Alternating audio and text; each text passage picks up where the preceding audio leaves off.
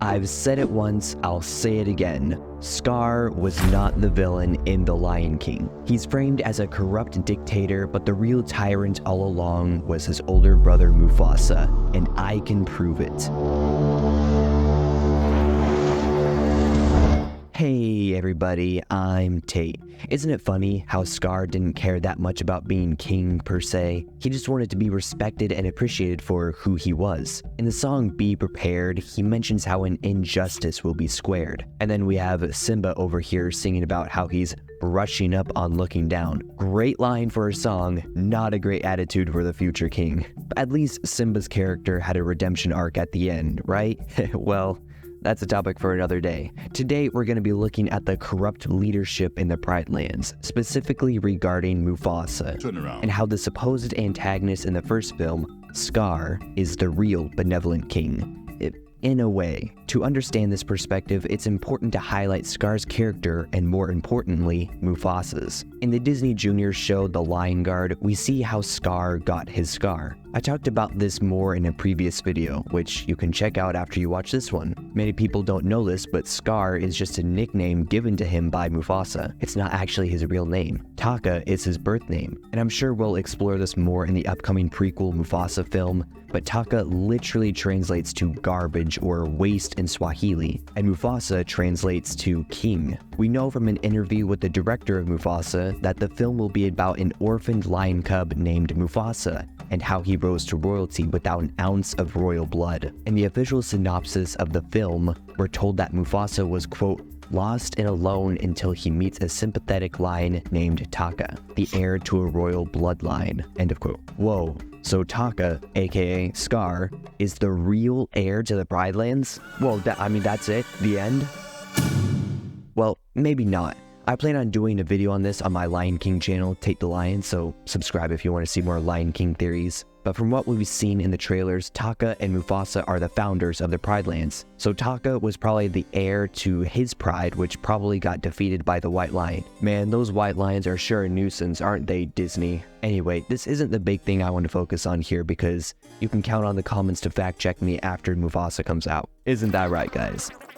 So to summarize, Taka was probably going to be king, and as we obviously see from the first movie, he ends up not becoming king. It could be due to him losing his pride, but then why didn't Mufasa let Taka be king in the Pride Lands? Well, this is most likely due to his scar, or more specifically, what caused the scar. Because in the Lion Guard, we're told that if not treated, the venom that caused the scar will make you go cuckoo bananas, which is what happened to Taka. So Taka wasn't always the villain Scar as you know him today. In fact, if we go back to Mufasa's synopsis, Taka is said to be a sympathetic lion who made a bond with Mufasa. Not necessarily a characteristic of a villain, eh? Just a young lion who was dealt a harsh hand in life. And then Mufasa didn't make this any better by nicknaming him Scar. Taka appeared to Mufasa with a scar, and instead of sympathy for his younger brother, Mufasa made fun of him and called him Scar.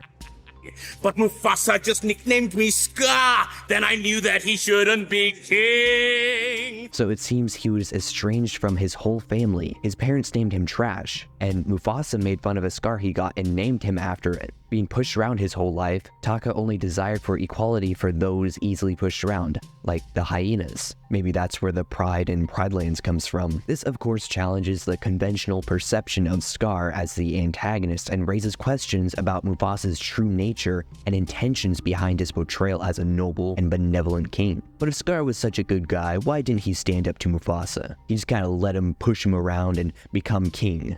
Well, he knew he couldn't defeat Mufasa in a challenge, due to the fact that he is scrawny and scraggy. Is that a challenge?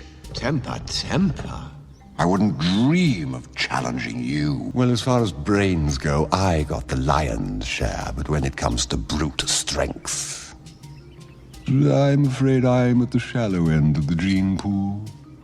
But Scar was facing not just physical setbacks, but also mental. Because of the venom, Scar's moral compass is a little hazy. And this of course is just speculation, but Scar's skeletal appearance may be Mufasa's doing. If we look at a younger Scar from the Lion Guard, we can see that Scar was not always just skin and bones. Yes, he was thin, but not nearly as skeleton-like, and it is shown that other male lions in a pride in the wild are mistreated to the point of being forced out or even killed. So it may be safe to assume that Scar was malnourished, possibly on purpose so that he could not retaliate against Mufasa. Not quite the good and faithful King Mufasa's made out to be, huh? Well, what about the hyenas? Scar employed the help of these creatures, and aren't they evil in every sense? In the movie, the hyenas are portrayed as the villains, but if we take a closer look, we can see that they are actually the outcasts who are struggling to survive. They are constantly hungry and are forced to live in the elephant graveyard, which is a dangerous place. We also see them gnawing on bones rather than eating delicious flesh. Now, spotted hyenas, which are the type of hyenas that we see in the Pride Lands, are quite interesting because they actually do eat mammal hides and gnaw on bones. But it's important to note that gnawing on bones only gives them specific minerals, and they can't live off of that alone. And Scar here takes them in and gives them a home and proper food. He even promises to them that they will never go hungry again. Giving food for the lower class? Well, that Scar just seems like a sweetheart. Now, let's look at Mufasa. He is the king of the Pride Lands and is supposed to protect all of the animals. However, he only seems to care about the lions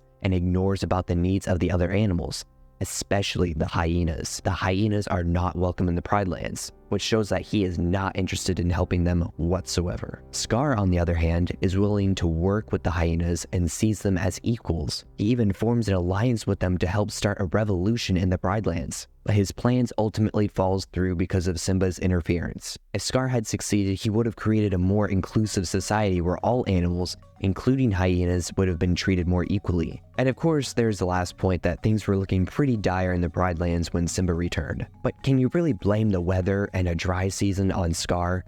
I don't think so. Seems like you're grasping at straws to me. And of course, Sarabi and Nala mentioned that the hyenas get first pick and that they eat too much, but of course they would. They're starving. And no offense to Nala and Sarabi, but they don't really seem to be starving. Giving the hyenas first pick is just kind of a nice thing to do because they were the outcasts. Now, obviously, Scar didn't give them any instruction and any limitations. He probably should have done that, but you get the point here. When all is said and done, with these cases in mind, it looks like the real philanthropist here is Scar, who is actually the hero against all odds and looked after the outcasts and tried to create a more diverse community. But it's also important to note that Scar did not only plan on killing his brother, adopted or not, but also succeeded. And although Mufasa was wrong for ignoring the needs of the other animals and only caring about the lions, this doesn't make him necessarily evil. But hopefully this sheds light onto his own broken halo, because Lord knows Scar is no saint. I just hope that going into Mufasa or rewatching The Lion King,